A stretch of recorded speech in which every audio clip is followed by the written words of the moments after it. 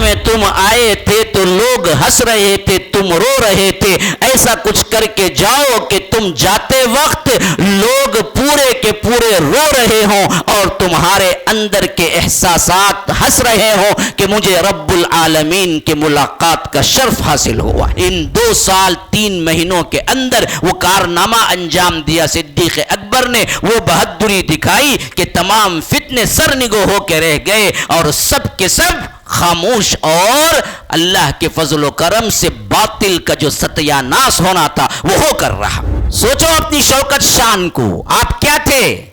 جاگو اب تو کم از کم۔ میں تاریخ کیوں بتا رہا ہوں؟ مختصر، بہت لمبی لمبی تاریخیں ہیں، لیکن میں ان سب کو جوڑ کے آپ کو میں 1 گھنٹے میں وہ دینا چاہتا ہوں جو آپ یہاں سے لے کے جائیں تو آپ کو احساس ہو کہ واقعتاً ہم کون تھے، کیا تھے اور ہم آج کیا ہیں۔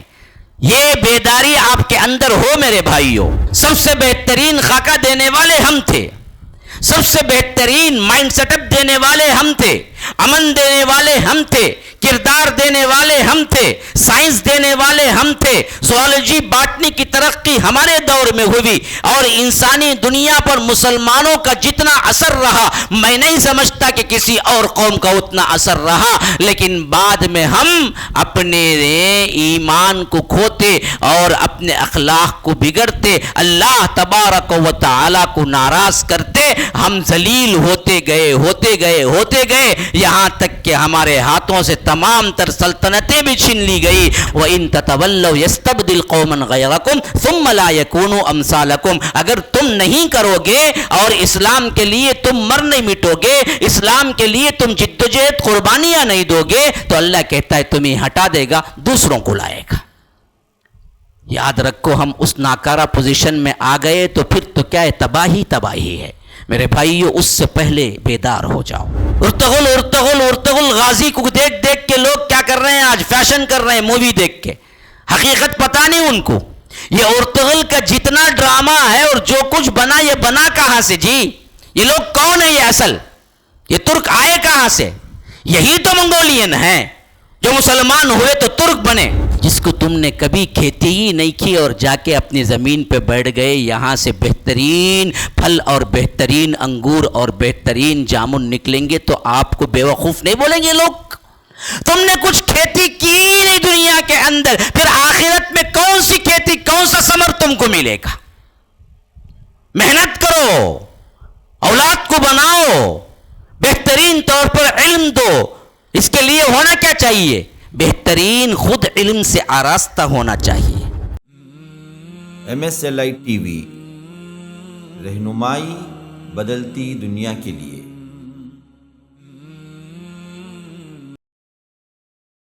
اس پروگرام کے صدر محترم شیخ حافظ جاوید عثمان ربانی حفظہ اللہ چنئی سے تعلق رکھتے ہیں، ماشاءاللہ، جو کہ دینی دعوت کے تعلق سے ہر وقت اپنے وقت کو مسلسل اس کے اندر ماشاءاللہ سے مصروف رکھتے ہیں۔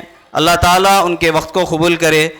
شیخ محترم ایک دینی گھرانے میں ان کا پیدائش ہوئی۔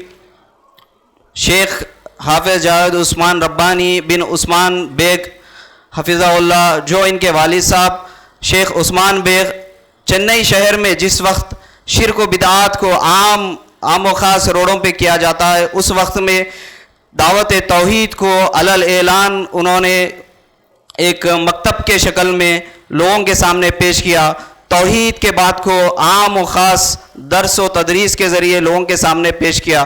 اسی گھرانے میں شیخ محترم حافظ جاوید عثمان ربانی حفظہ اللہ کی ولادت ہوئی۔ الحمدللہ شیخ کے بھائیوں نے کئی عمری ہے، کئی مدنی ہے، کئی حفاظ ہے۔ شیخ انہی کے زیر نگرانی ابتدائی تعلیم کو حاصل کیا۔ شیخ 1992 میں مدرسۃ الربانیہ میں حفظ کے لیے داخلہ لیا اور ماشاءاللہ کم ہی وقت میں 3 سال کی مدت میں 1995 تک انہوں نے حفظ مکمل کیا اور وہ حافظ قرآن بنے۔ اس کے بعد اپنے والد صاحب کے پاس اردو کے قواعد و ضوابط کا علم حاصل کیا۔ پھر اس کے بعد الحمدللہ 1999 سے 2002 سے 2003 تک انہی کے بھائی کے جامعۃ الامام ابو حنیفہ کے جو اس وقت قائم تھی اس کے اندر امہات الکتب اور عالمیت کا نصاب کا مکمل کیا الحمدللہ. اس کے بعد دین کے فکر میں وہ اپنے وقت کو صرف کیا. عمومی عالمی اعتبار سے ہندوستان کے ہر مختلف اسٹیٹس میں ان کے خطابات ہوتے رہے اور بیرونی ملک میں سعودیہ، ریاض، جدہ اور مدینہ کے جالیات میں بھی الحمدللہ شیوخ کے دعوت نامے پہ وہاں پر لبیک کر کے وہاں پر بھی دعوت کے کام کو انجام دیا. اللہ تعالیٰ شیخ کے علم میں برکت عطا کرے. اللہ تعالیٰ شیخ کے وقت کو جو امت کے فکر میں جو لگے ہوئے ہیں اس کو قبول کرے. شیخ نے مرکز السلام لنشر الاسلام کو قائم کیا 2018 میں. اس کے بعد شیخ نے بیت المال کا بھی لحاظ رکھا، بیت المال کی اہمیت کو سمجھا اور بیت السلام کے نام سے بیت السلام بھی قائم کیا. پھر اس کے بعد شیخ کے دل میں ایک فکر آئی کہ چنئی شہر میں ایک مسجد ہو جو حق کی بات بلندی کے ساتھ آواز کرے، جو مسجد صرف اللہ کے لیے بنائی گئی ہے، صرف اللہ کے کلام کو پیش کیا جائے، صرف اللہ کی عبادت کیا جائے، شرک اور بدعات کی نفی کی جائے.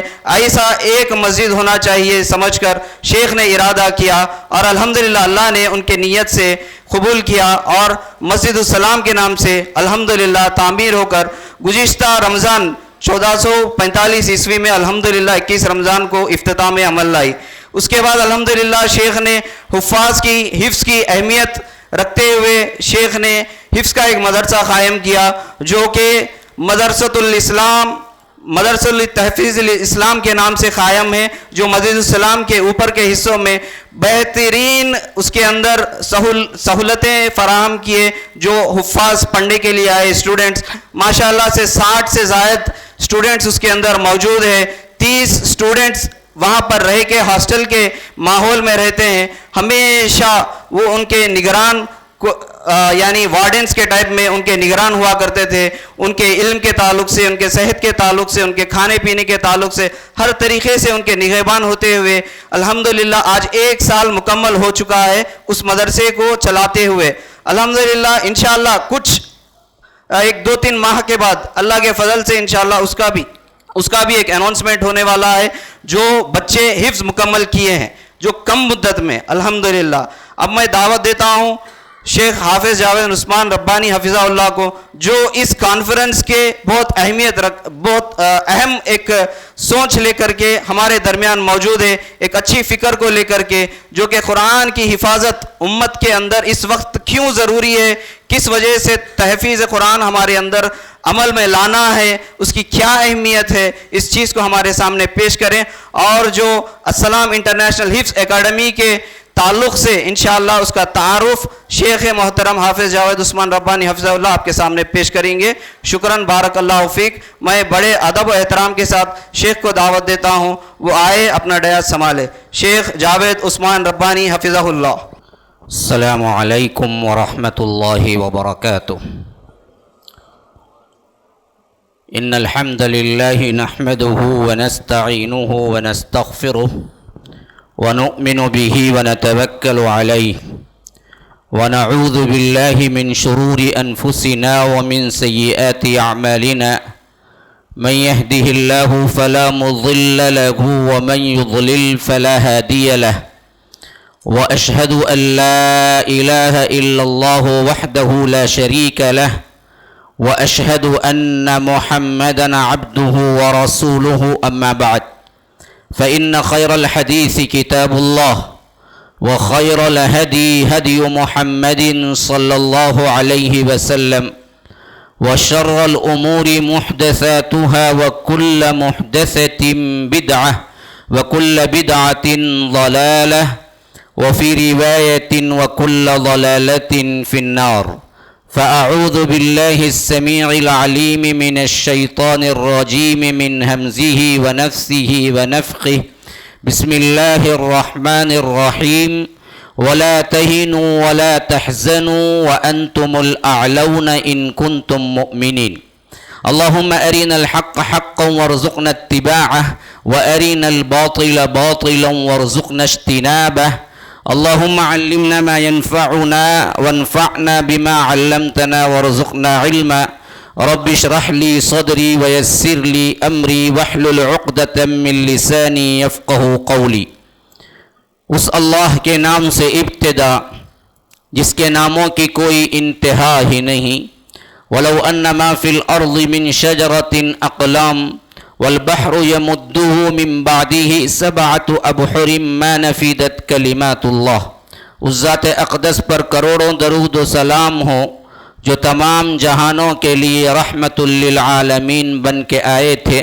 اللہم صلی علی محمد وعلی آل محمد كما صليت على إبراهيم وعلى آل إبراهيم إنك حميد مجيد وبارك على محمد وعلى آل محمد كما باركت على إبراهيم وعلى آل إبراهيم إنك حميد مجيد۔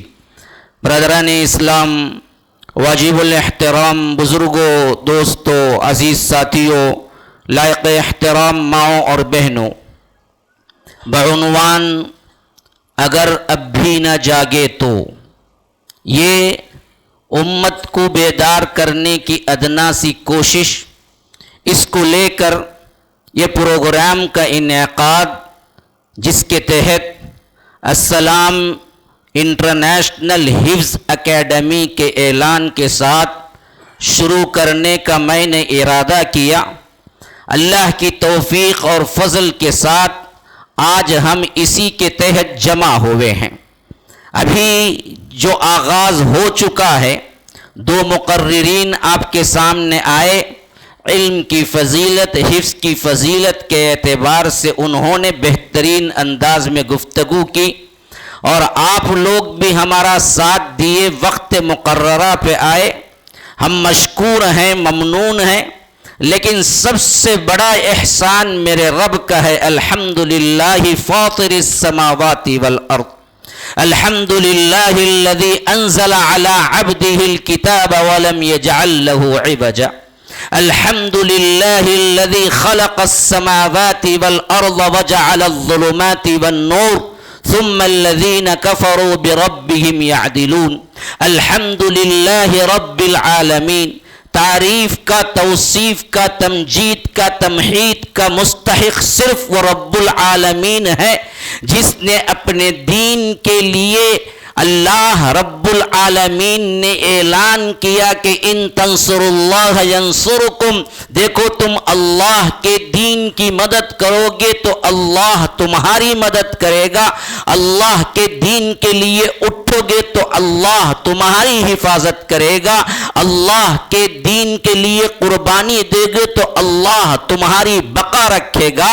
اسی دین کی اہمیت کے پیش نظر آج آپ یہاں جمع ہوئے ہیں، تو یہ ہماری اپنی کوششوں کاوشوں کا کوئی نتیجہ نہیں ہے، بلکہ رب کے دین کے احسان اور رب کے دین کے لیے جمع ہونے کا فائدہ ہے، نیتوں کا اخلاص ہے کہ آج الحمدللہ میری ایک آواز پر یہ پورا حال خواتین و حضرات سے بھرا ہوا ہے۔ میں جذبہ تشکر سے رب العالمین کے ہاں اپنے آنکھوں سے آنسو گرا رہا ہوں، اور میرا ایک ایک انگ احساس کے ساتھ، ایک ایک بال میرا احساس کے ساتھ رب کے حضور سجدہ ریز ہے کہ رب العالمین نے یہاں کے بندوں کے دلوں میں میری محبتیں ڈالی، رب کے دین کے فضل و کرم سے اس کے وسیلے سے یہاں جمع کیا۔ آپ کا میرا کوئی اور تعلق نہیں ہے سوائے اس کے کہ اللہ کے دین کے لیے آؤ،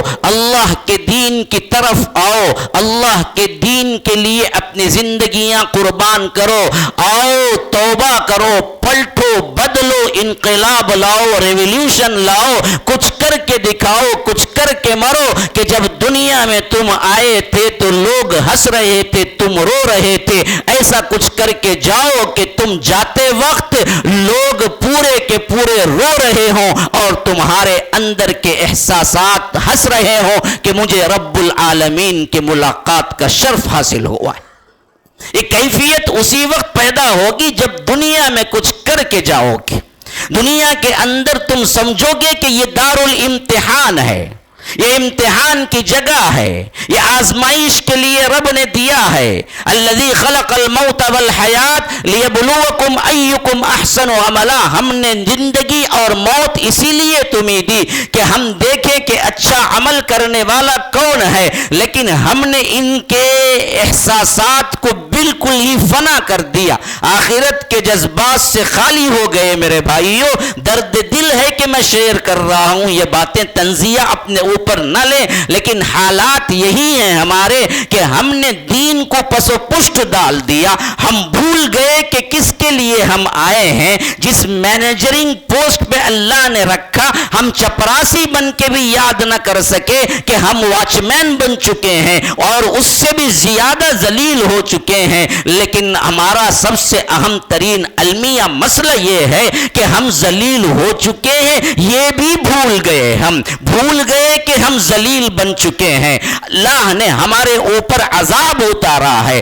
اللہ نے ہمیں ذلیل اس وجہ سے کیا ہے کہ ہم اللہ کے دین کو نافذ نہیں کر سکے اپنی زندگیوں میں، اللہ کے دین کے لیے وقت نہیں دے سکے، اللہ کے دین کے لیے کچھ کام نہیں کر سکے۔ اللہ نے بطور عذاب کہ ہمیں اللہ کے دشمن نمبر 1 لَتَجِدَنَّ أَشَدَّ النَّاسِ عَدَاوَةً لِلَّذِينَ آمَنُوا الْيَهُودَ وَالَّذِينَ أَشْرَكُوا۔ اللہ تبارک و تعالی فرماتا ہے کہ دو مرتبہ لام تشدید نون تشدید، اگر ہم ترجمہ کریں گے تو اس کا ترجمہ ہوگا لَتَجِدَنَّ، ضرور بالضرور تم پاؤ گے، دو مرتبہ ضرور لگانا پڑے گا، لام بھی تشدید کا تحقیق کا، اور پھر اس کے بعد کیا ہے، نون بھی تشدید کا۔ فرمایا کہ لَتَجِدَنَّ أَشَدَّ النَّاسِ، لوگوں میں سب سے زیادہ سخت ترین دشمن مسلمانوں کے، الذین آمنوا، جو ایمان لائے ہیں، ان کے کون ہوں گے؟ الیہود، یہودی ہیں، والذین اشرکوا، دوسرے نمبر پر مشرکین ہیں۔ یہ اللہ کے، اسلام کے، ایمان لانے والوں کے نمبر 1 نمبر 2 دشمن ہیں، لیکن آج انہی کو سب کچھ اللہ نے دے رکھا ہے۔ یہ عذاب نہیں تو پھر کیا ہے؟ احساس نہیں ہے تو پھر اس سے زیادہ بے حسی کس کی ہو سکتی ہے؟ میرے بھائیوں، آج یا تو یہودی ہیں یا تو مشرکین ہیں جو جن دناتے پھر رہے ہیں اور امت مسلمہ کے لیے وبال جان بن چکے ہیں۔ خطرہ ہی خطرہ ہے، لیکن ہم میں احساس نہیں۔ اگر اب بھی نہ جاگو تو پھر ہوگا کیا؟ تمہاری داستان تک بھی نہ ہوگی داستانوں میں۔ اور یاد رکھو، اگر اب بھی نہ جاگو تو ہوگا کیا؟ ہندوستان دوسرا اسپین بن جائے گا۔ اگر اب بھی نہ جاگو تو ہوگا کیا؟ ہو سکتا ہے کہ اسرائیل کے لیے آج دعائے قنوت چل رہی ہے، کہیں تم پر دعائے قنوت اسرائیل والے نہ کریں۔ یہ حالتیں آئیں گی۔ یہ تنبیہات اسی واسطے کہہ رہا ہوں کہ مجھے درد ہے، تنزل نہیں کہہ رہا ہوں۔ اللہ کے رسول صلی اللہ علیہ وسلم نے ہمیں چھوڑا تو سب سے زیادہ شان و شوکت والی خلافت پہ چھوڑا۔ ہاں، اللہ کے رسول صلی اللہ علیہ وسلم جب آئے، یہ بات تو طے ہے کہ اس وقت کوئی مسلمان نہیں تھا، اور اللہ کے رسول صلی اللہ علیہ وسلم نے اسلام کی دعوت دی۔ 610 عیسوی 571 میں پیدا ہوئے، 610 میں اللہ کے رسول صلی اللہ علیہ وسلم نے نبوت کا آغاز کیا، اعلان کیا کہ قولوا لا الہ الا اللہ تفلحوا، لوگو لا الہ الا اللہ کہو کامیاب ہو جاؤ گے۔ اور یہ منظر جب ہوا، اس وقت پھر دنیا میں کوئی نہیں تھا، ایک صنف ناز و خدیجۃ الکبریٰ، مردوں میں ایک شخص آزاد شخص صدیق اکبر، غلاموں میں ایک شخص زید ابن حارثہ، بچوں میں ایک شخص حضرت علی۔ ان چاروں سے قافلہ چلتا ہے، اور یہ قافلہ دیکھتے ہی دیکھتے اسی آیت کے مصداق تناور درخت بن جاتا ہے کہ کزرع اخرج شطأہ فآزرہ فاستغلظ فاستوى على سوقه يعجب الزراع ليغيظ بهم الكفار۔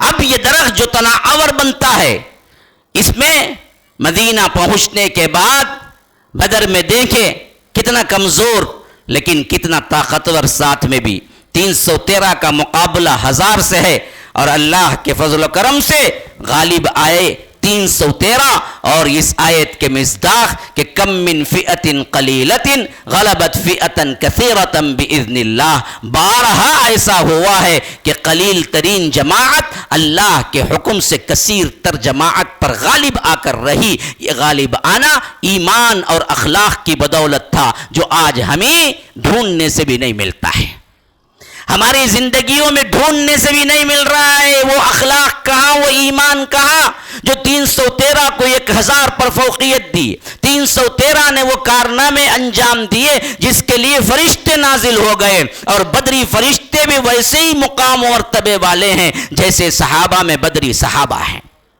پھر آگے چلو، اللہ کے رسول صلی اللہ علیہ وسلم، تھوڑا سا میری طرف کرو، اللہ کے رسول صلی اللہ علیہ وسلم نے غزوہ خندق کے موقع پر 3000 کا لشکر لے کے آئے تھے، اور ادھر مقابلے میں 10,000، لیکن دشمن منہ پھیر کے بھاگا۔ اللہ نے ایسی مدد کی آندھی اور طوفان کے ذریعے پورا لشکر ہی الٹ گیا، 3000 کے مقابلے میں 10,000 غالب آیا۔ پھر آگے جاؤ، بالکل بھی بغیر کوئی جنگ کے 10,000 کا لشکر لے کے اللہ کے رسول مکے کی طرف آئے تو مکے والوں نے گھٹنے ٹیک دیے، کہا کہ آج ہم میں مقابلے کی کوئی طاقت نہیں ہے۔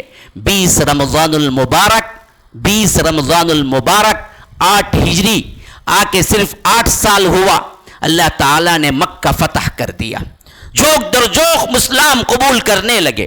اللہ تبارک و تعالیٰ نے آیت اتاری، اذا جاء نصر اللہ والفتح ورأیت الناس يدخلون فی دین اللہ افواجا، اللہ کی مدد آ گئی، فتح نصیب ہو گئی، اور تم دیکھتے ہو کہ کس طرح مسلمان جوک در جوک، جماعت در جماعت اسلام میں داخل ہو رہے ہیں۔ پھر اس کے صرف اور صرف 3 سال بعد اللہ کے رسول نے اعلان کیا کہ میں حج کے لیے نکل رہا ہوں، جو کوئی بھی آنا چاہے وہ حج میں آ کے مجھ سے مل لے۔ تو اللہ کے رسول حجۃ الوداع میں خطبہ دیے تو روایتیں شاہد ہیں کہ کل صحابہ کرام 1,24,000 تھے۔ کتنا وقفہ؟ صرف اور صرف 23 سال کا وقفہ۔ مدنی زندگی کا کتنا وقفہ؟ صرف 10 سال کا وقفہ۔ ان میں بھی مکہ فتح ہونے کے بعد کا کتنا وقفہ؟ صرف 3 سال کا وقفہ۔ اللہ تبارک و تعالی نے یہ چیزیں کیوں دی؟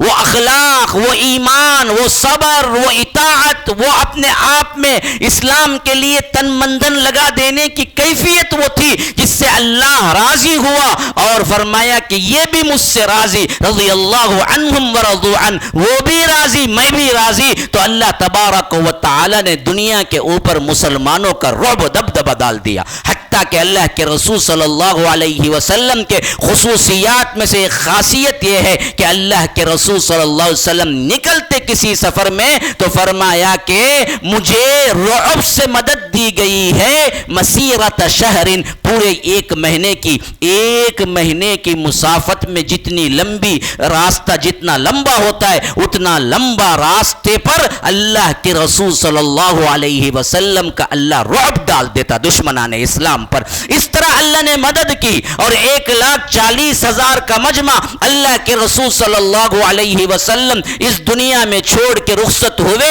تو سب سے اہم ترین جو خلافت کی گدی ہے اور جو سب سے اہم ترین شان و شوکت ہے حکومت، اس کے ساتھ اللہ کے رسول صلی اللہ علیہ وسلم نے صحابہ کو چھوڑا اور اللہ کے رسول کے بعد صدیق اکبر سریرآرائے خلافت ہوئے تو اللہ تبارک و تعالی نے سلطنت اسلامیہ کی اور توسیع کرتی۔ 2 سال 3 مہینے کتنا مختصر وقفہ ہے، لیکن ایک مختصر ترین وقفے میں اطراف و اکناف کے تمام تر ارتداد کی لہریں ہوں، مدعیان جھوٹے نبوت ہوں یا اسی طرح دوسرے فسادات ہوں، صدیق اکبر نے اپنے پاؤں تلے یوں کچل ڈالا جس طرح ہم اپنے ہاتھوں تلے چونٹیوں کو کچل دیتے ہیں۔ وہ ایمان کا پہاڑ تھے، پہاڑ۔ بڑے بڑے صحابہ لڑکھڑا گئے، بڑے بڑے صحابہ نے کہا کہ صدیق اکبر کیا ہو گیا ہے کہ ایک ہی وقت میں 3 محاذ کھول رہے ہیں آپ، 3 तीन जगह आप लड़ रहे हैं। एक तो वो लोग हैं जो झूठे नबी बने हुए हैं, एक तो वो लोग हैं जो इर्तिदाद कुफर में चले गए हैं, एक तो वो लोग हैं जो मानिईन ज़कात न देने की ठानी है, एक तो वो लोग हैं जो अल्लाह के रसूल सल्लल्लाहु अलैहि वसल्लम ने खुद भेजा था जैसे उसामा के लिए, तो वहां पर निकल गए हैं। अफराद बिल्कुल कलील हैं। आप ऐसा कीजिए कि जो ज़कात का इनकार करते हैं उनके लिए थोड़ा सा नरम गोशा इस्तेमाल करें, छोड़ दें उन्हें, हम बाद में देख लेंगे, कुछ भी हो, ला इलाहा इल्लल्लाह मुहम्मदुर रसूलुल्लाह तो पढ़ते हैं। लेकिन सिद्दीक़ अकबर ने कहा कि उमर तुम्हें क्या हो गया है, अगर ये लोग अल्लाह के रसूल सल्लल्लाहु अलैहि वसल्लम के ज़माने में जो रस्सी देते थे ऊंट की, अगर ये रस्सी देने से भी इनकार करेंगे, लौ मनऊनी इनाकन कानू युअद्दूनहा इला रसूलिल्लाहि सल्लल्लाहु अलैहि वसल्लम लकातलतुहुम अला मनइया, मैं इसके लिए भी दरअसल क़िताल करूंगा, और लोग मुझे ले जाएं या परिंदे मेरे जिस्मों के टुकड़े ले जाएं, ये दरिंदे मुझे उचक के ले जाएं, लेकिन मैं इनसे भी क़िताल करूंगा जो नमाज और ज़कात में फ़र्क करता है, खाह मेरे पास अफराद की कितनी कमी क्यों ना हो। इन 2 साल 3 महीनों के अंदर वो कारनामा अंजाम दिया सिद्दीक़ अकबर ने, वो बहादुरी दिखाई कि तमाम फितने सरनिगो होकर रह गए और सब के सब खामोश, और अल्लाह के फजल व करम से बातिल का जो सत्यानाश होना था वो होकर रहा। अब आइए हजरत उमर खलीफा हुए। हजरत उमर की खिलाफत पूरे 10 साल चली, और इस खिलाफत का तुर्रे इम्तियाज ये था कि 2 बड़ी सल्तनतें थी सुपर पावर, एक बाज़ंतीनी सल्तनत रूम की और एक सासानी सल्तनत ईरान की। इधर भी सदियों से चलता आ रहा था, हुकूमत और इनके खानदान की विरासत थी, और इधर तो हुकूमत के साथ सियासत के साथ मजहब भी था, ईसाइयों का गढ़ था, और उस वक्त के एतबार से वो समझते थे कि हमारे से ज्यादा महबूब कोई और नहीं है, जो खुद हमारे नबी ने सलीब पे चढ़ के हमारे गुनाहों की माफी दे दी। ईसाइयत का बोलबाला था, कुस्तुनतुनिया उनका शहर था, उनका दारुल हुकूमत था, और 300 साल से ये गद्दी पे बैठे हुए थे। 250 ईस्वी में इनका बादशाह कुस्तुनतीन आया।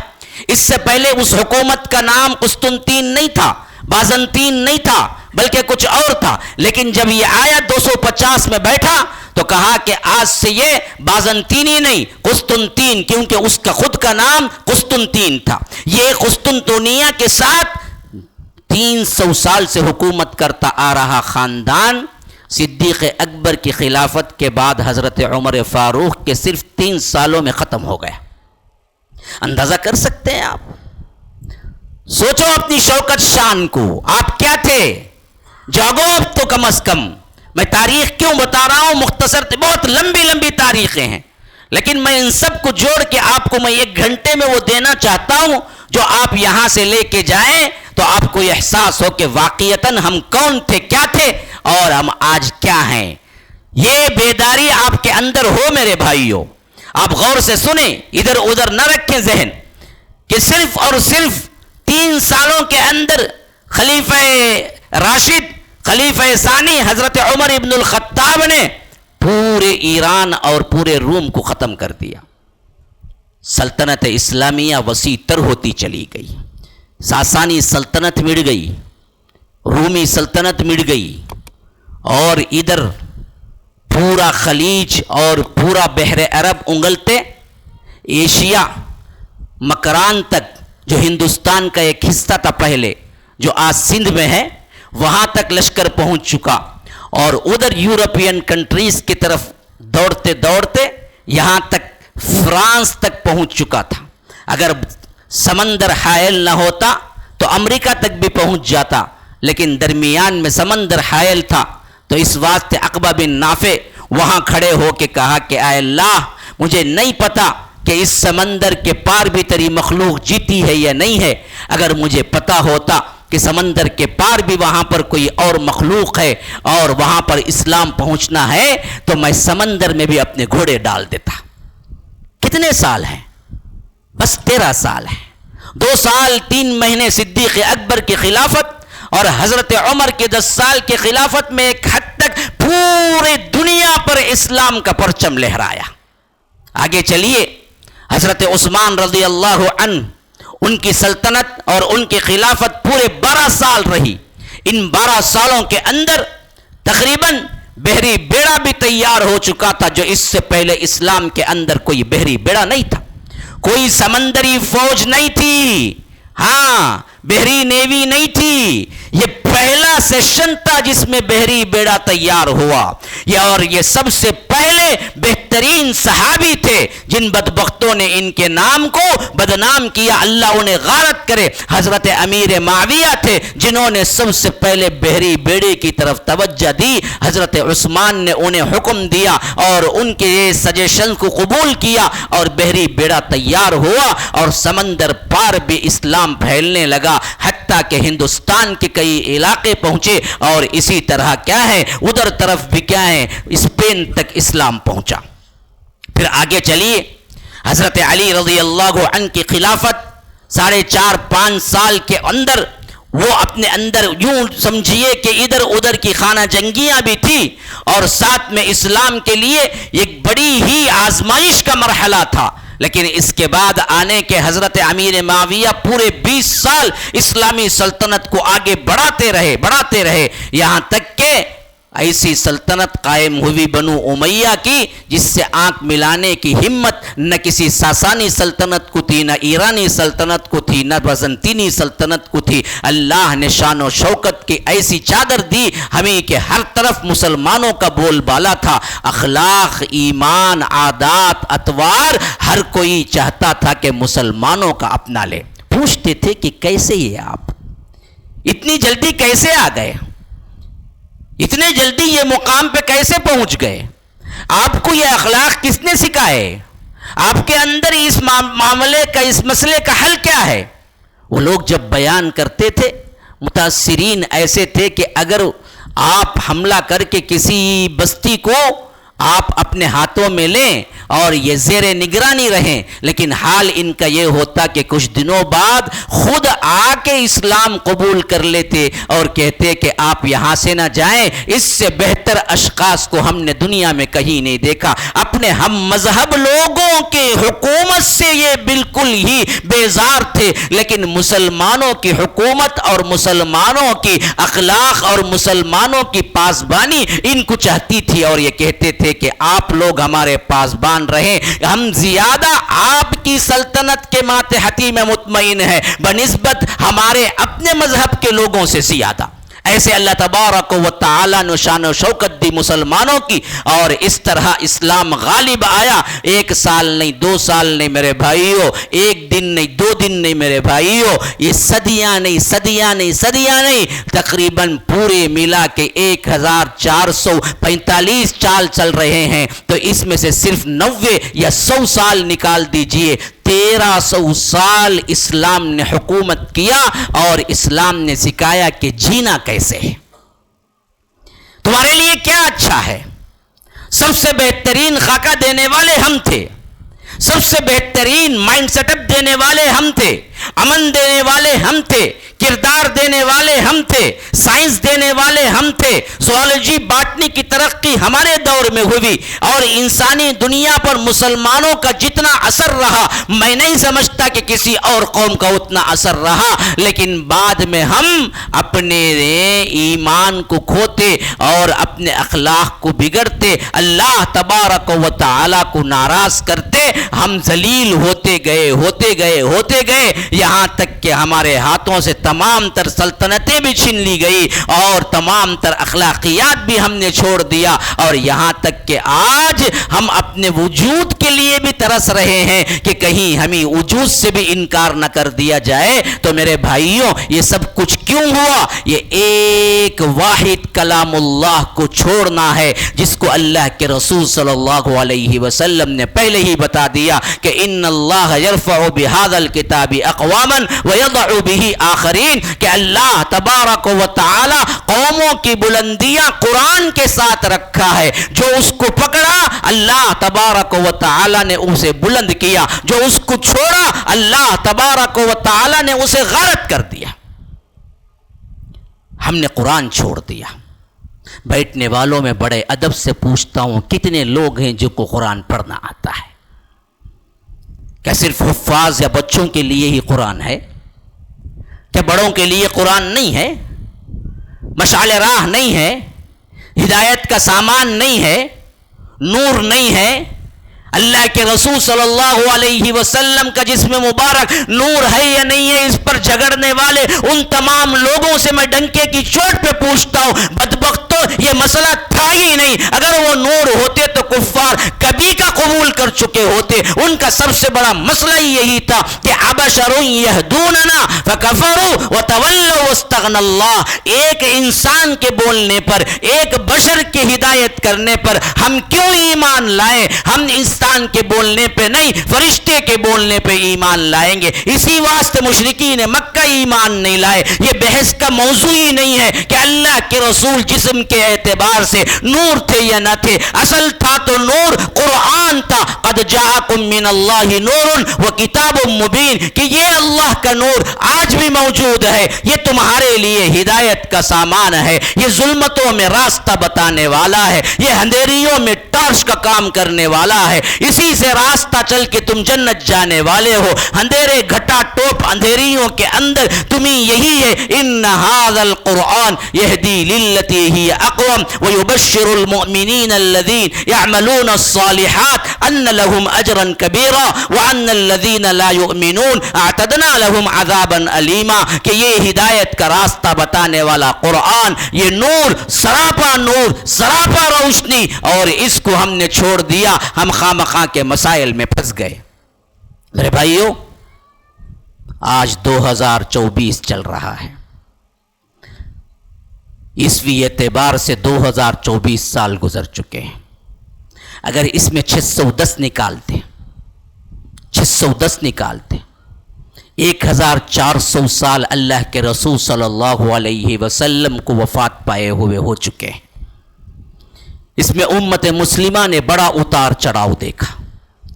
اللہ تبارک و تعالی نے غالب کیا جب انہوں نے اسلام، قرآن اور ایمان اور اخلاق کو پکڑا مضبوطی سے، لیکن جب انہوں نے اس کو چھوڑا تو اللہ تبارک و تعالی نے غارت کر دیا۔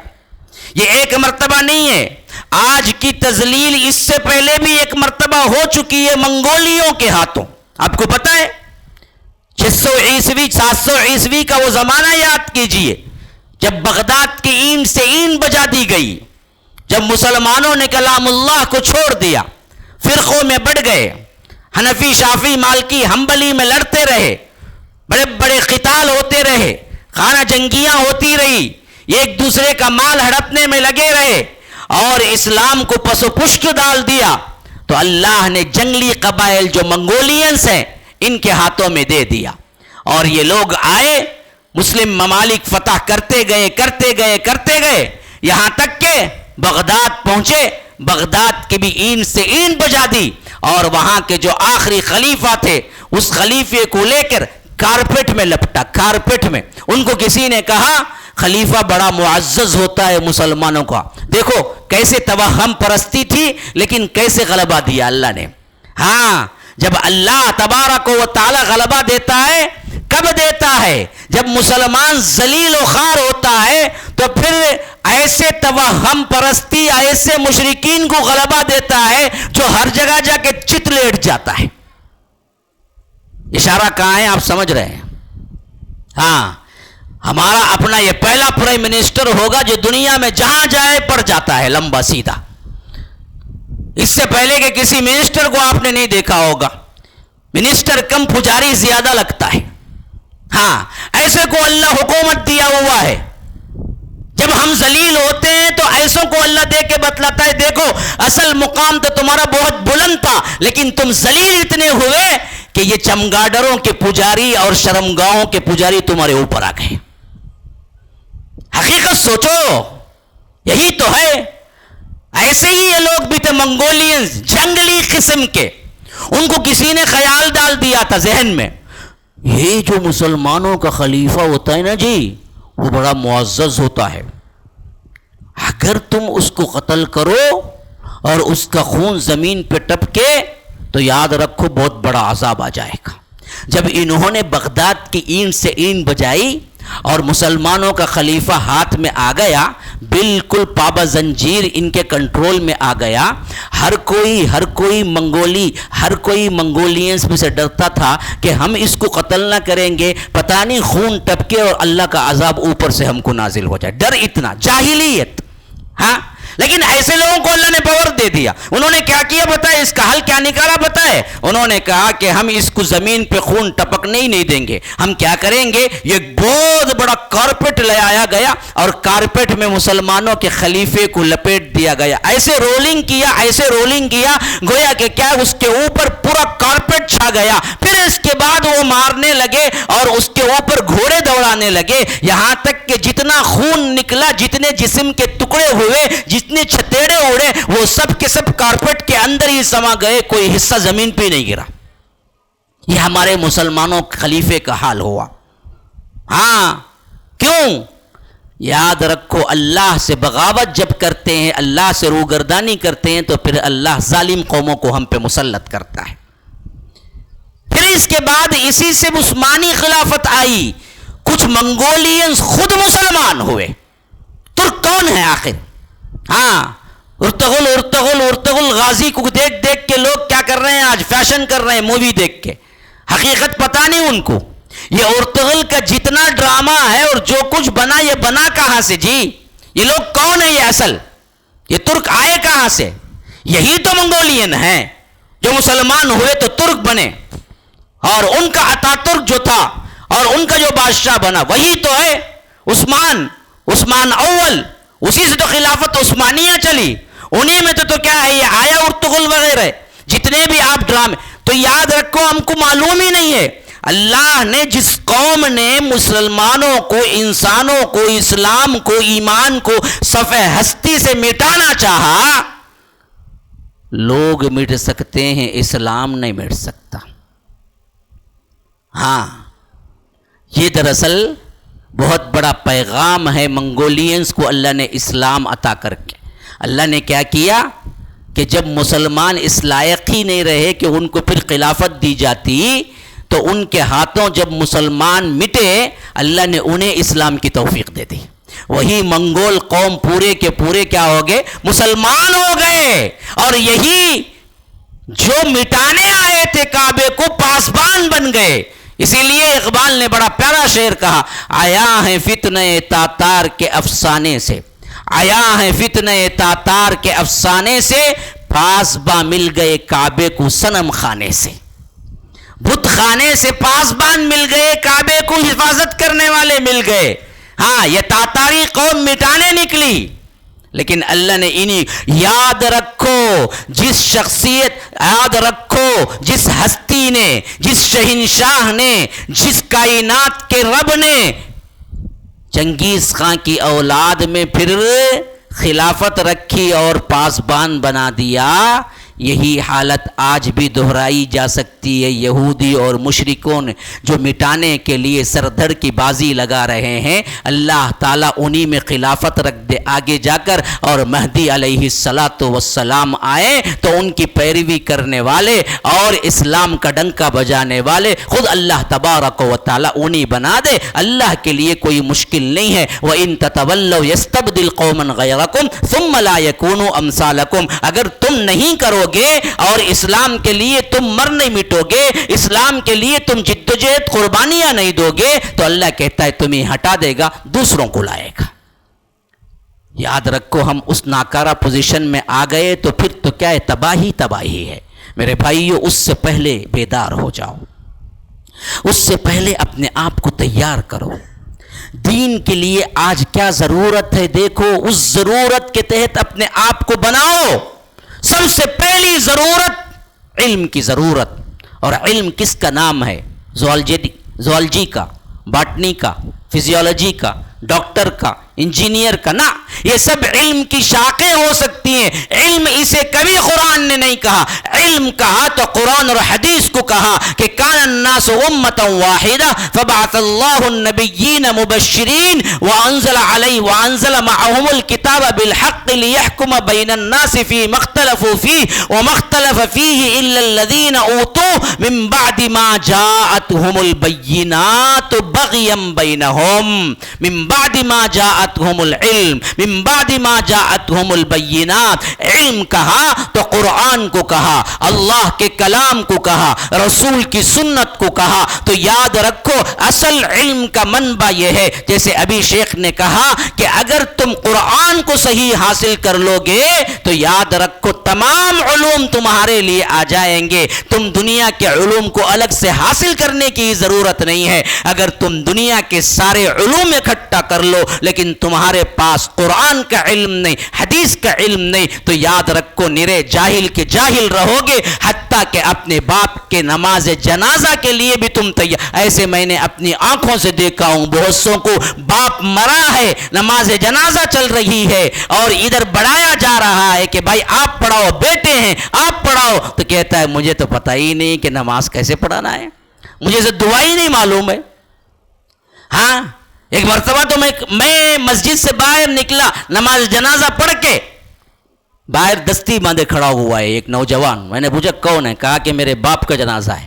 میں نے کہا کہ نماز بھی نہیں پڑھے, پڑھانا تو بہت دور کی بات ہے, پڑھانا تو بہت دور کی بات ہے. ہم نے جو پڑھا کم از کم وہی پڑھ لیتے نا, آ کے پیچھے کھڑے تو ہو جاتے. اس نے کیا بات جواب دیا معلوم ہے؟ مولوی صاحب مجھے پاکی نہیں ہے مولوی صاحب, اس واسطے میں مسجد بھی اندر داخل نہیں ہو سکتا. طہارت اور پاکی اور ناپاکی کیا یہ بھی نہیں سکھایا, باپ مر گیا.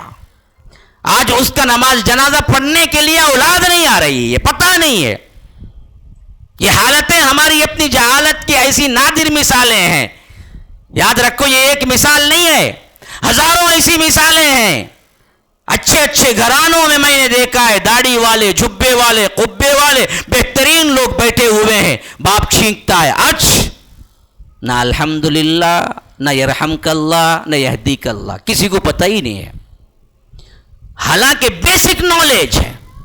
چھینکے تو الحمدللہ بولے چھینکنے والا, سننے والا یرحمک اللہ بولے. ہاں پھر وہ چھینکنے والا اس کو دعا دے یہدیک اللہ ویصلح بالکم. ہم کو کیا پتا مولوی صاحب, ہمیں امام صاحب کیا پوچھیں گے الٹا, اتنے بڑے لمبے لمبے دعائیں کیسا پڑھیں گے ہمیں کیا امام صاحب کیا. ہاں کتنوں کو نہیں پتا, یہاں پر بھی کوئی چھینکا بولنے والا نہیں ہے, حتیٰ کہ چھینکنے والے کو بھی پتا نہیں ہے کہ الحمدللہ کہنا ہے. دو افراد آئے اللہ کے رسول صلی اللہ علیہ وسلم کے پاس مجلس میں بیٹھے ہوئے, دونوں چھینکے ایک ساتھ.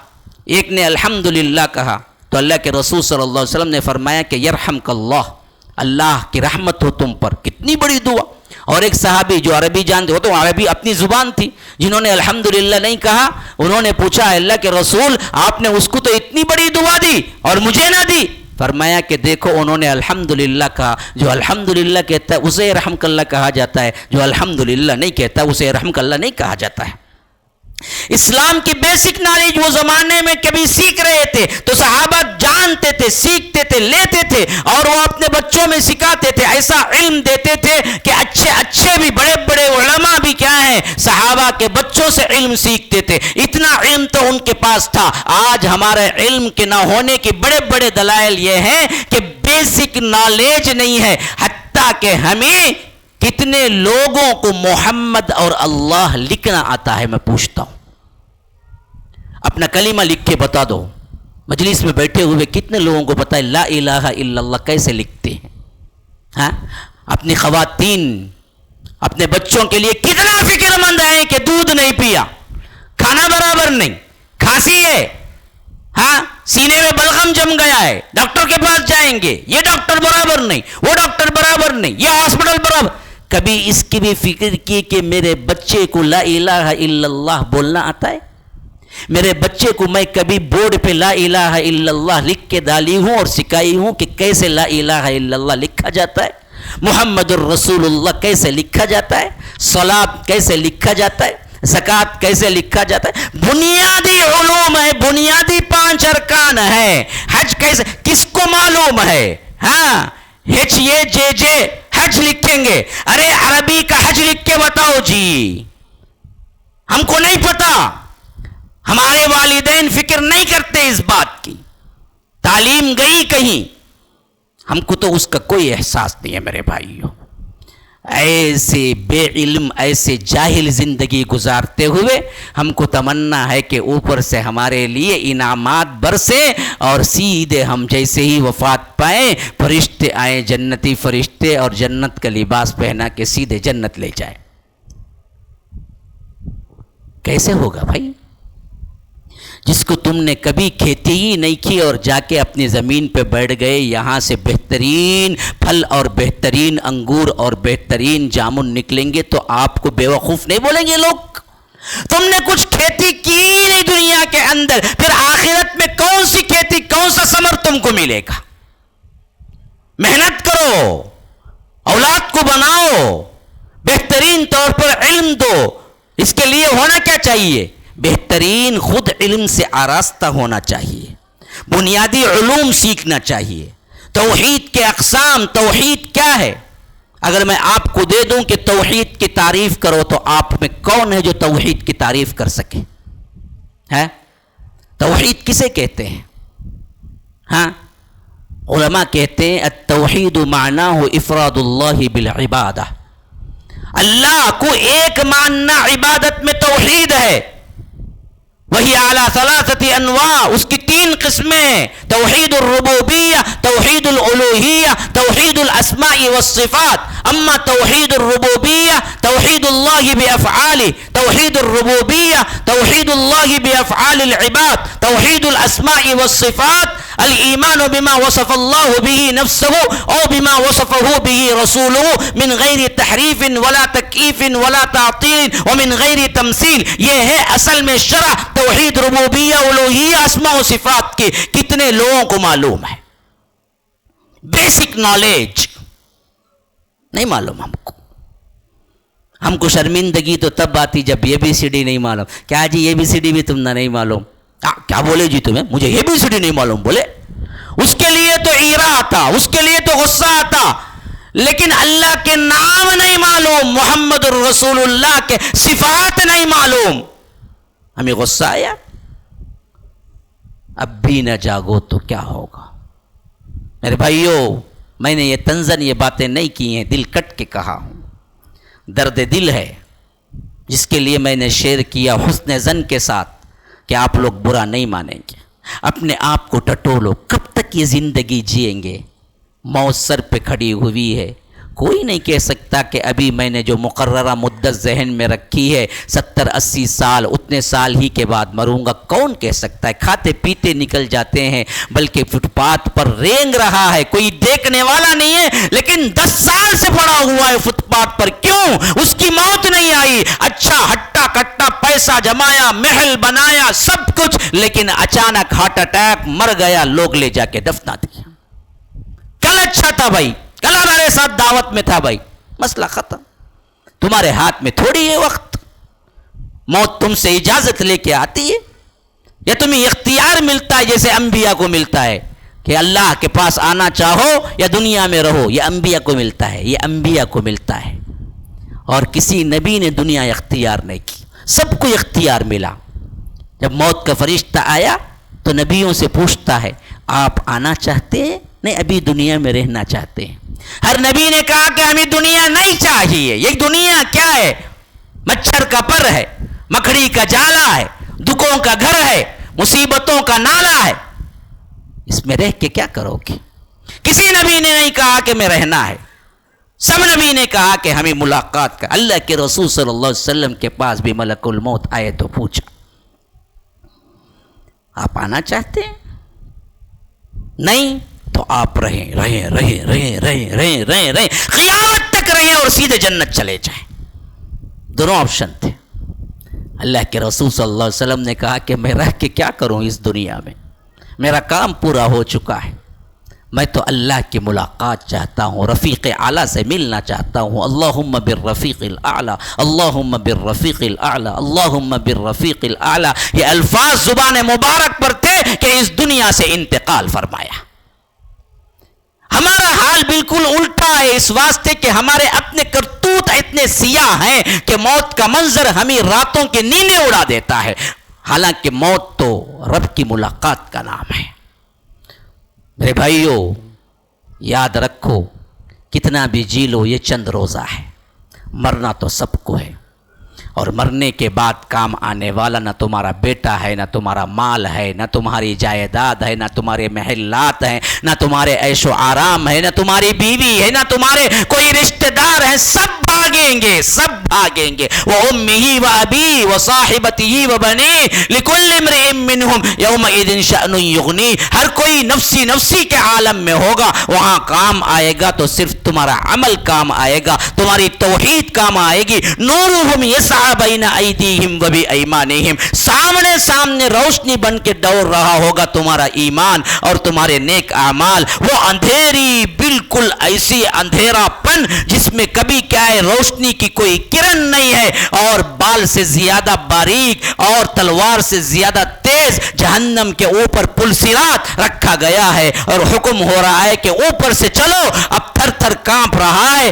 ایسے میں اللہ مسلمانوں کو دے گا، یوم تری المؤمنین والمؤمنات یسعی نورہم بین ایدیہم وبایمانہم، ایک بہترین ٹارچ، ایک بہترین نور، ایک بہترین روشنی جو سامنے بھی ہوگی اور بھی بالکل دائیں طرف بھی ہوگی۔ پھر وہاں سے ندا آئے گی، بشراکم اليوم جنات تجری من تحتها الانہار خالدین فیہا، تمہارے لیے بشارتیں ہیں اس واسطے کہ تم نے بڑی محنتیں کر کے جنت حاصل کی ہے، آج تمہارے لیے جنت کی بشارت ہے جس میں تم ہمیشہ ہمیشہ رہو گے۔ وذالک هو الفوز العظیم، یہ بہت بڑی کامیابی ہے، لیکن منگردانی کرو گے، نام کے مسلمان رہو گے، جاگو گے نہیں، پلٹو گے نہیں، زندگی تبدیل نہیں کرو گے، تو اللہ کہتا ہے یوم یقول المنافقون والمنافقات، منافق مرد منافق عورتوں کا حال کیا ہوگا؟ وہ مومنین کے پیچھے بھاگ بھاگ کے ترسیں گے، روئیں گے، تھوڑا سا نور دے دو، تھوڑا سا نور دو، انظرونا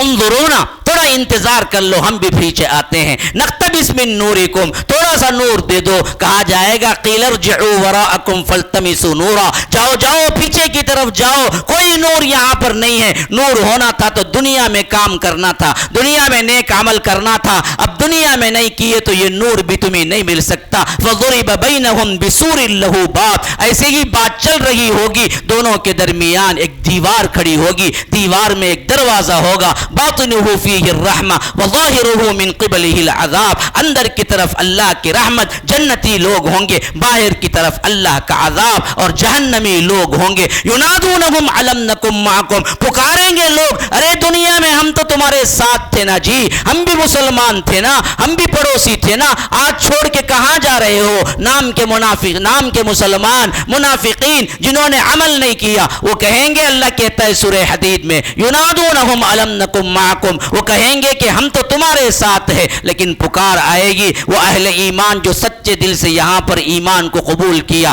عمل صالح کیا، ڈر ڈر کے زندگی گزارا، علم حاصل کیا، قرآن سے اپنے دلوں کو منور کیا، وہ کہیں گے قالوا بلا، بے شک تم ہمارے ساتھ تھے، ہمارے ہم نام تھے، مسلمان نام تھا، لیکن تم نے فتنے میں ڈال دیا اپنے آپ کو، ولکنکم فتنتم انفسکم وتربصتم وارتبتم وغرتکم الامانی حتی جاء امر اللہ وغرکم باللہ الغرور فالیوم لا یؤخذ منکم فدیۃ ولا من الذین کفروا مأواکم النار ہی مولاکم وبئس المصیر، اب تمہارا ٹھکانہ جہنم ہے، یہی تمہارا مولا ہے، یہی تمہارا کارساز ہے، یہی تمہارا دوست ہے، یہ بڑا برا ٹھکانہ ہے، یہ انجام اچھا ہے یا وہ انجام جہاں تمہارے لیے پکار لگائی جائے گی، بشراکم اليوم جنات تجری من تحتها الانہار، تمہارے لیے ایسے باغات ہیں جس کے نیچے نہریں بہ رہی ہیں، آؤ آؤ تمہارے لیے جنتیں ہیں، وَلِمَنْ خَافَ مَقَامَ رَبِّهِ جنتان، ایک ایک آدمی کو بھی اللہ دو دو جنتیں دے گا،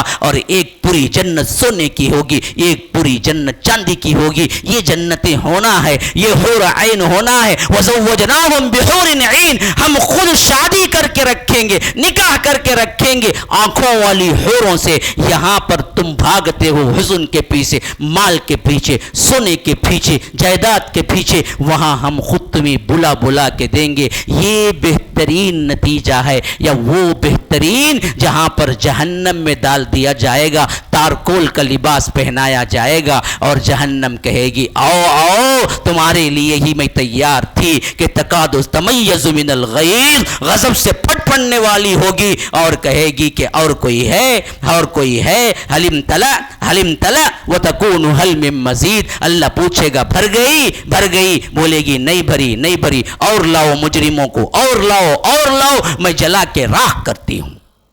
کون سا منظر اچھا لگتا ہے؟ کون سا منظر چاہیے آپ کو؟ اگر دوسرا چاہیے پھر جو چاہے منمانی کرو، لیکن پہلا چاہیے تو یاد رکھو بغیر کھیتی کے پھل نہیں آتا، بغیر کوشش کے مال نہیں آتا، بغیر کھانے کے بھوک نہیں جاتی۔ یاد رکھو جیسے اسباب یہ ہیں ویسے ہی بغیر عمل و ایمان کے جنت نہیں ملے گی میرے بھائیو۔ محنت کرنا ہوگی، تمہیں پلٹنا ہوگا، توبہ کرنا ہوگا، بیدار ہونا ہوگا۔ اسی کی ایک ادنا کوشش ہے یہ السلام انٹرنیشنل حفظ اکیڈمی۔ میں حیدرآباد میں آیا، وہ منظر مجھے اچھی طرح یاد ہے۔ 2017 یا 16 کا کوئی دن تھا، میں گمنام ایک انسان کی طرح حیدرآباد میں اترا۔ ہاں، کبھی کبھی بسز کے بالکل جو گورنمنٹ کی بس ہیں اس میں بھی سفر کیا ہوں، اور بڑے بڑے لمبے سفر کر کے جاتا تھا، اور یہاں کے لوگوں نے محبتیں دی، یہاں کے لوگ آئے، سنے۔ آج جہاں بھی جاتا ہوں کہ شرمندہ ہوتا ہوں کہ لوگ دیکھ کے جتنے سلام کرتے ہیں کہیں مجھ سے کوئی غلطی نہ ہو جائے، اتنے جان پہچان والے مل گئے۔ لیکن ایک زمانہ وہ بھی تھا جب میں بالکل یہاں پر آیا تو اجنبی تھا، لیکن ایک تڑپ تھی جو مجھے چنئی سے باہر نکالی۔ میرا اپنا تعلیمی سفر تو جیسے آپ نے سنا 95 میں نے حفظ کو مکمل کیا، تو اسی دن سے دل کے اندر ایک آہ تھی کہ کس طرح ہم اس قرآن کو پہنچائیں۔ حالانکہ ابھی یوں سمجھیے کہ نشیب و فراز کی زندگی تھی، لیکن پھر بھی اس کے اندر ایک تڑپ تھی، وہ تڑپ لے گئی، آخرکار مجھے ایک شعلہ بیان خطیب بنا دی۔ حالانکہ اس میں میرا اپنا کوئی کمال شامل نہیں ہے، اللہ تبارک و تعالی کا کرم ہے۔ میں اکیلا ہی چلاتا جانب منزل، لیکن لوگ آتے گئے، کارواں بنتا گیا۔ اس طرح لوگ آتے گئے، اللہ نے محبتیں ڈالی، اور وہاں پر چنئی کے اندر جو کچھ بھی چاہا، جو کچھ بھی میں سمجھتا تھا کہ مجھے کرنا ہے، اللہ نے وہ وسعتیں دی۔ مسجد بھی قائم کیا، مدرسہ بھی قائم کیا، تحفیظ بھی قائم کی۔ پھر اس کے بعد ادھر کا آنا ہوا۔ یہاں کی بے حسی دیکھ کر کبھی کبھی دل کٹتا ہے۔ ہندوستان، خاص طور پر یاد رکھو حیدرآباد، یہ وہ علاقہ ہے جس کے اندر مسلمانوں کی وہ تعداد تھی جتنی کسی اور اسٹیٹ میں نہیں تھی، اور 1947 to 1948 ایک سال حیدرآباد وہ علاقہ ہے جو الگ ایک مملکت کہلاتا تھا۔ یاد رکھو، آپ پڑھو، اپنی تاریخ پڑھو۔ مجھے بڑی شرمندگی ہوتی ہے کہ حیدرآبادیوں کے سامنے بیٹھ کے ان کی تاریخ بولوں، میں جو چنئی سے آیا ہوں۔ سقوط حیدرآباد کتاب لے کے پڑھیے، آج بھی موجود ہے بک ڈپیوں میں۔ 1947 میں کیا حیدرآباد آزاد ہوا؟ نہ، اس کی تاریخ کچھ اور ہے۔ یہاں کا سکہ چلتا تھا، سکہ، بادشاہت بالکل الگ تھی، ہاں کرنسی الگ تھی، یہ الگ کنٹری تھی، کنٹری۔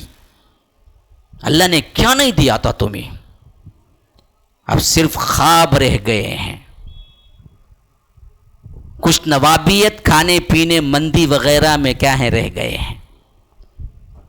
بقیہ وہ چیزیں کہاں گئی تمہارے پاس سے؟ تم نے ہی پامال کر دیا، احساس ہی چلا گیا۔ اللہ نے کن نعمتوں سے تمہیں نوازا تھا۔ ہم تو تیئی کبھی بھی کنارے، آزادی میں نہ نام ہے نہ اس کے بعد نام ہے۔ ہمیں تو تعجب آپ پہ ہوتا ہے کہ ہم چنئی سے آ کے آپ کو حیدرآباد کیا سکھائے۔ افسوس کہ آپ نے کبھی پڑھا ہی نہیں ہے کہ اللہ نے کن انعامات سے نوازا تھا۔ بڑی بڑی شوخیانہ باتیں ہیں بس، لیکن کرنے میں کچھ نہیں ہے۔ اور میں آیا یہاں ہندوستان کے اس علاقے میں تو دل کٹ کے رہ گیا کہ یہاں کے احساس اگر ہم 98% نکال دیں احساس کو تو نہیں ہے، 2% وہ لوگ ہیں جو حساس لوگ ہیں۔ کچھ کرنا ہے یہاں کے لوگوں کو، بتانا ہے اللہ کے دین کی پھر دوبارہ یہاں پر عروج میں لانا ہے اللہ کے دین کو. بات چلی مختلف ایسے کتنے مساجد ہیں جہاں پر میں نے لگاتار بھی دروس دیے ہیں.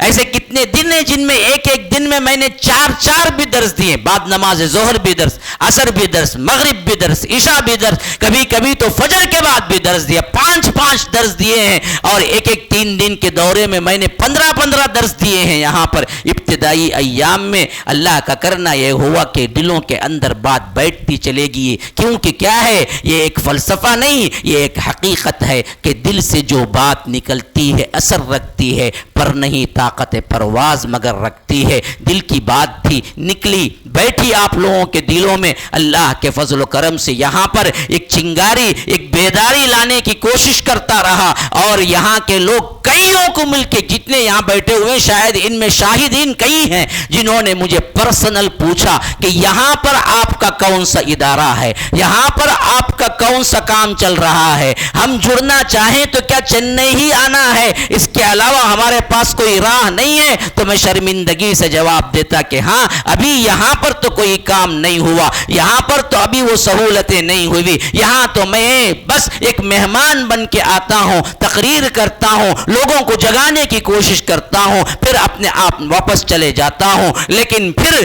ایسے ہی ماحول میں لوگ بنتے گئے, مخصوص طلبہ بنتے گئے, لوگوں کے اندر ایک اٹھان, ایک کچھ کرنے کی تمنا پیدا ہوئی, اور میں نے بھی اپنے طلبہ کو مایوس کرنا مناسب نہ سمجھا. آج دیکھیں تو آپ کو سامنے اتنی بڑی مجلس کو سنبھالنے والے, کوئی بچہ چائے لا رہا ہے, کوئی اسنیکس بانٹ رہا ہے, کوئی اعلان کر رہا ہے, کوئی مائک سیٹنگ, یہ تمام آپ ہی کے فرزند ہیں, آپ ہی کے علاقے کے لوگ ہیں جنہوں نے اپنے اعتبار سے سب کچھ دیا اور کہا کہ کچھ کر کے آپ بتائیں, ہم تیار ہیں. یہ سپورٹ ہمیں ملا تو پھر میں نے سوچا کہ یہاں پر سب سے پہلے حفظ اکیڈمی کا قیام کیا جائے, جس کا یہ آپ کو یوں سمجھیے کہ شروعات کا سب سے پہلا ایک اعلانیہ ہے کہ تاکہ آپ لوگ اس کے لیے تیار رہیں. یہاں پر جہاں تک حفظ اکیڈمی شروع کرنے کا معاملہ ہے, میں چھوٹا سا ایک خاکہ آپ کے ذہنوں میں بٹھانا چاہتا ہوں. وہ کیا ہے, یہ کہ ہم اس اکیڈمی کے تھرو دین اور دنیا دونوں کی شمع روشن کرنا چاہتے ہیں. ہم یہ نہیں چاہتے کہ نیے طور پر ایسے رہ جائیں کہ آپ کو دنیا کے آنکھوں میں آنکھیں ڈال کے بات کرنے میں پریشانی ہو, اور آپ صرف اور صرف یہ کہتے پھریں کہ ہمیں تو یہ سکھایا گیا ہے کہ ہمیں قرآن کیسے پڑھنا ہے, ہمیں انگلش پتہ نہیں ہے, ہمیں دراصل کام کی باتیں پتہ نہیں ہیں, ہم کو جاب کیسے کرنا پتہ نہیں ہے. یا آپ کسی بھی جگہ دنیا کے معاملے میں شرمندہ ہوں, یہ ہم کو پسند نہیں ہے. اس اعتبار سے السلام انٹرنیشنل حفظ اکیڈمی کا قیام اکیڈمک طور پر انشاءاللہ عمل میں آئے گا, یعنی جون سے. یہ اس کا افتتاحی پروگرام, یا یوں سمجھیے کہ افتتاح بھی بعد میں ہوگا, یہ اعلانیہ پروگرام سمجھیے. یہ کیا ہے, یہ دراصل اسکولنگ میں جو پڑھائی ہوتی ہے اس اکیڈمک کے ساتھ طالب علم کو مکمل تحفیظ دینا مقصود ہے. یہ کیسے ہے, یہ ایسے ہے کہ اگر آپ اس اکیڈمی میں داخلہ کریں, 1 سے لے کر 5ویں کے اندر تک اس سال انشاءاللہ داخلے ہوں گے. 5ویں کے اوپر طلبہ کے لیے مشکلات ہے.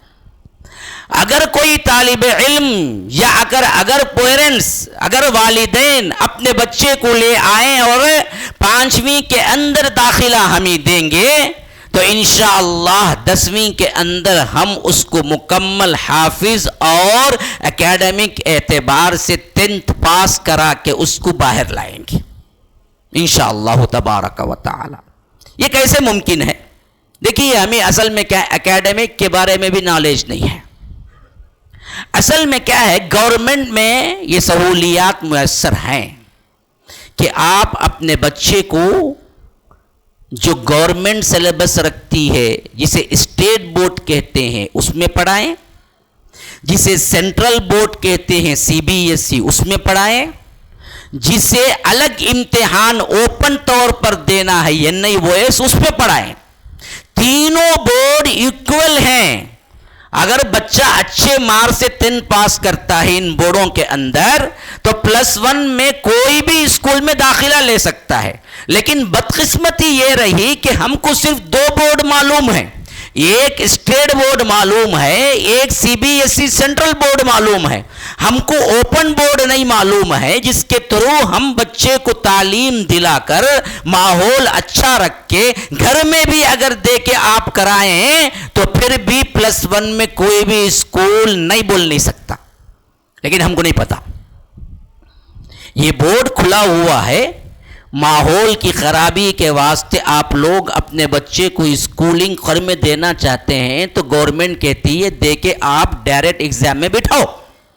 لیکن ہم نہیں کرتے. کیوں؟ ہماری ہمت ہی نہیں ہے ہم گھر کے اندر کر سکیں. گھر کا ماحول اتنا گندا ہے, گھر میں رکھیں گے تو پڑھائیں گے کیا؟ پہلا سوال ہی اٹھتا کیا ہے, بچہ اسکول گیا, کون سی کلاس میں ہے؟ اگر آپ کہیں کہ نہیں جی میں گھر میں پڑھا رہا ہوں تو پاگل تھوڑی ہو گئے بولیں گے. حالانکہ وہ آپشن ہے, گورنمنٹ نے دیا ہے, لیکن ہمارے پاس سکت نہیں ہے اس کی. تو یاد رکھیے اسی آپشن کو لے کر آپ کے سامنے میں یہ بات بڑی ذمہ داری کے ساتھ رکھ رہا ہوں کہ آپ بچے کو لے آئیں ہمارے پاس. ہم اس کو پہلے تو 8 تک IGCSE international syllabus English science maths پڑھائیں گے, اس کو 7ویں تک 8ویں تک.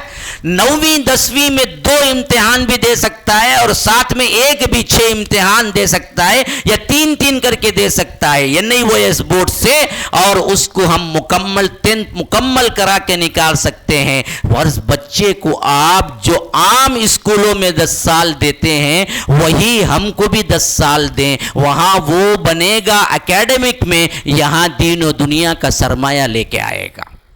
چوز آپ کریں, آپ کیا کرنا چاہتے ہیں, لیکن ہم نے سامنے رکھ دیا ہے انشاءاللہ السلام انٹرنیشنل حفظ اکیڈمی کا قیام. یہی ہے مقصد کہ بچے کو دین و دنیا کی تعلیم دی جائے.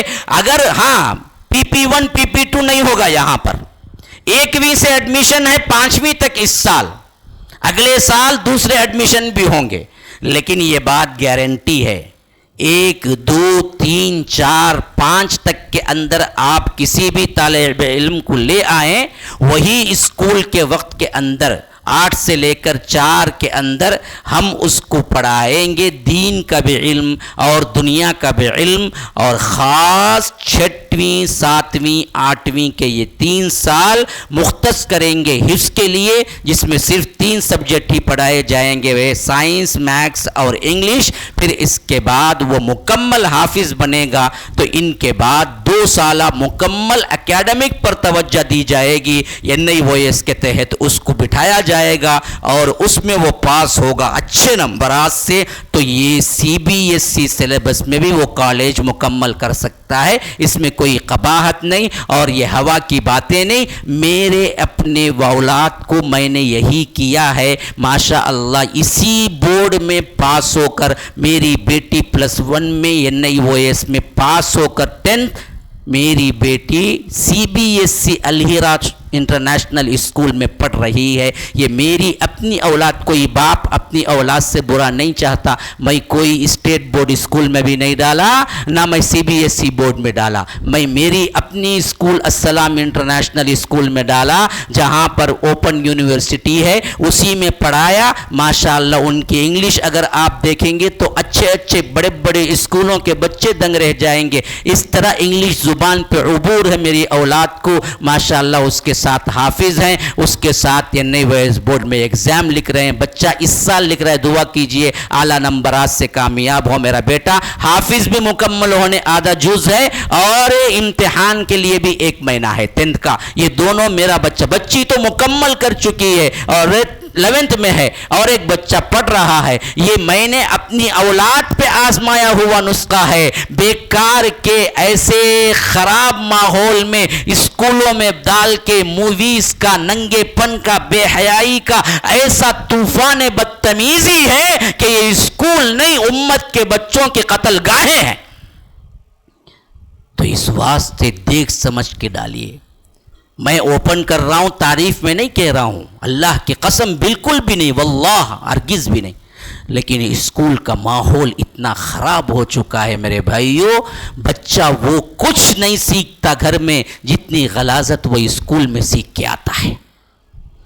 ماحول اس کو اچھا مل جائے تو وہ سنگریزے سے ہیرا بن جاتا ہے، ماحول خراب ملے تو یاد رکھو پھر تو آپ اس کو لاکھ سمجھائیں سکھائیں گھر کے اندر، اسکول بربادی کا نشان بن جاتا ہے۔ ان سب کو دیکھتے ہوئے ہی ایک ادنا سی کوشش ہے، بڑے دعوے کچھ نہیں ہے، بس ایک ادنا سی کوشش ہے کہ ہم کو آپ اپنے اولاد کے اعتبار سے جو کہ فرسٹ سیکنڈ تھرڈ اور فورتھ اور ففتھ میں ہیں ان کو لے آئیں، ہمیں صرف 5 سال کا موقع دیں، زیادہ نہیں مانگتے ہم، 5 سال درمیان میں نکالیں گے تو بڑا مسئلہ ہوگا، یاد رکھیے 5 سال ٹائم دیں، ہم ان کو 10th مکمل کرا کے حفظ مکمل کرا کے ہم آپ کو واپس دینے کو تیار ہیں۔ یہ ارادے ہیں، تکمیل کرنے والا رب العالمین ہے، یہ ہماری نیتیں ہیں، اسے پورا کرنے والا رب العالمین ہے۔ بے حد شکریہ آپ سب لوگوں کا، جزاکم اللہ خیرا، سبحانک اللہم و بحمدک، اشہد ان لا الہ الا انت، استغفرک